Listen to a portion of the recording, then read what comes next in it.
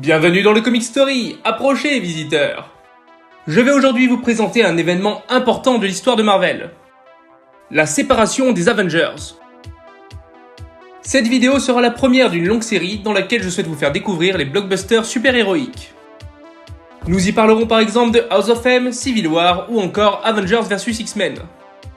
Alors abonnez-vous pour ne rien rater et dites-moi dans les commentaires lequel de ces événements Marvel vous souhaiteriez que je traite en premier. En attendant, direction New York où nous allons vivre une heure sombre des Vengeurs. C'est parti pour Avengers la séparation. Les Avengers sont attaqués. De nombreux et terribles événements se produisent, jetant le discrédit sur l'équipe de héros et menant à la mort certains des défenseurs de la Terre. Qui se cache derrière ces multiples attaques? Ultron, Thanos, Loki? Aucune piste n'est écartée, mais il semble que la vérité soit bien plus sombre que ce à quoi l'équipe de héros est préparée. Une vérité si terrible qu'elle mènera les Vengeurs à leur fin. Avengers la séparation est une série de comics en 4 numéros publiée d'août 2004 à janvier 2005 en VO par Marvel Comics. Ce crossover est scénarisé par un de mes auteurs préférés, Brian Michael Bendis, à qui on doit notamment la naissance de Miles Morales et Jessica Jones. Il est aussi l'auteur à l'origine de grands crossovers Marvel de ces dernières années comme Secret War, les Dark Avengers ou encore Age of Ultron. Au dessin, nous retrouvons David Finch, dessinateur de talent aux traits marquants sur des titres comme Moon Knight et l'événement Ultimatum toujours chez Marvel. Nous sommes donc en 2004 et Marvel souhaite redynamiser la série de comics Avengers. Cet événement lancera une nouvelle série baptisée The New Avengers, toujours scénarisée par Bendis. Nous avons affaire à ce qui semble être un des événements majeurs de l'univers Marvel. Même s'il faut prendre cela avec des pincettes vu que chacun de leurs events est présenté comme un événement majeur. Voilà mon avis sur Avengers la séparation. Le scénario est tout d'abord intéressant. J'aime le concept du comics, de multiples événements menés contre les Vengeurs qui les poussent dans leur dernier retranchement. Ce qui me gêne en revanche, c'est l'exécution. Les catastrophes s'enchaînent sans vraiment laisser le temps au lecteur de se rendre compte de la situation et des conséquences à venir. Je trouve l'idée d'ensemble vraiment intéressante, mais le concept est gâché par la manière dont elle est racontée. Et il faut être franc, les trop nombreuses facilités scénaristiques, que je vous détaillerai dans la partie spoilers de cette vidéo, n'aident pas non plus. Comme pour l'histoire, la partie graphique est très inégale.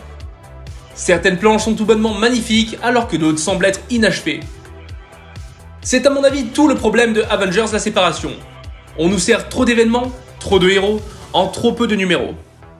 Heureusement, l'équipe créative est talentueuse et parvient à faire ressortir de belles choses de ce comics, dont une bonne partie des dessins de David Finch. Mais aussi bien pour les dessins que pour l'histoire, on ne peut s'empêcher de se demander « Et s'ils avaient pris leur temps ? Et s'ils avaient eu 1 ou 2 numéros de plus pour nous raconter cette histoire ?»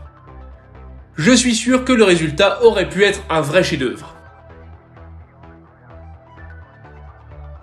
Là où on ressent vraiment que ce récit manque de temps pour être raconté, c'est dans sa narration. L'enchaînement des nombreux événements dramatiques pourrait donner du rythme à l'histoire.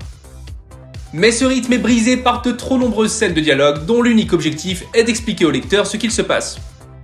L'histoire se base sur des numéros que le lecteur n'est pas censé avoir lus. Alors Bendis nous prend par la main et nous raconte des histoires à l'intérieur de son histoire. Ainsi, la mort de certains héros est vite expédiée pour laisser place à de longues explications sur le passé des Vengeurs et les événements qui ont mené à ce récit. Mais je ne peux pas blâmer Bendis pour cela. Ces scènes d'exposition faisaient sans doute partie du cahier des charges imposé par Marvel. Car il faut garder à l'esprit l'objectif numéro 1 de ce récit. Créer un nouveau départ pour les Avengers. Ce comics a donc eu la lourde tâche de conclure des décennies d'histoire, et il ne pouvait qu'être compliqué de proposer une fin satisfaisante en seulement 4 numéros. Attention, nous allons passer rapidement dans une partie spoilers. J'invite ceux qui souhaiteraient lire ce comics à me retrouver pour la conclusion de cette vidéo au timecode indiqué à l'écran. Ce comics apparaît pour moi comme une simple introduction à ce que Bendis et Marvel nous proposeront au cours des années suivantes. Avoir choisi Wanda Maximoff comme étant le personnage à l'origine des malheurs de nos héros était une bonne idée. Surtout que ses motivations semblent justes et logiques. Mais l'histoire est si vite expédiée qu'elle ne restera pour moi qu'un avant-goût de House of M. L'intervention de Doctor Strange qui mène à la résolution de l'enquête est sans doute ce qui m'a le plus agacé. Plusieurs pages d'exposition pour tenter de rendre cohérent une histoire aux yeux d'un lecteur qui n'a pas vécu les événements dont on lui parle.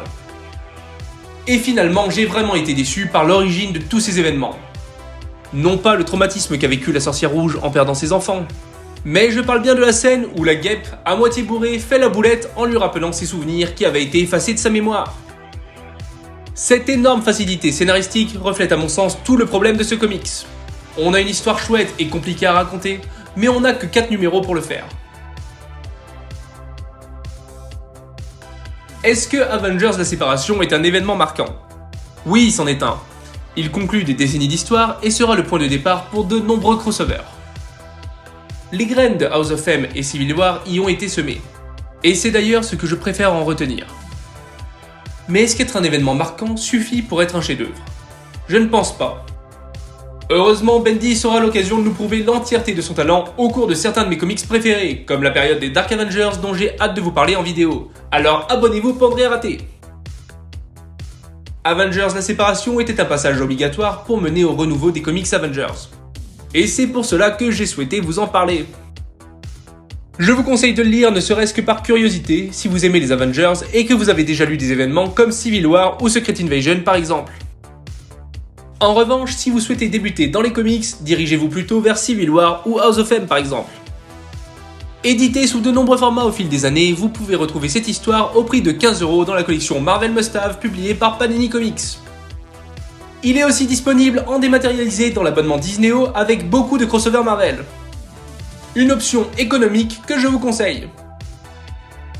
J'espère que cette critique vous aura plu, n'hésitez pas à me donner votre avis dans les commentaires et dites-moi de quel autre événement Marvel vous souhaiteriez que je vous parle à l'avenir. Rendez-vous la semaine prochaine pour une nouvelle vidéo. En attendant, lisez visiteurs et à bientôt dans le Comic Story.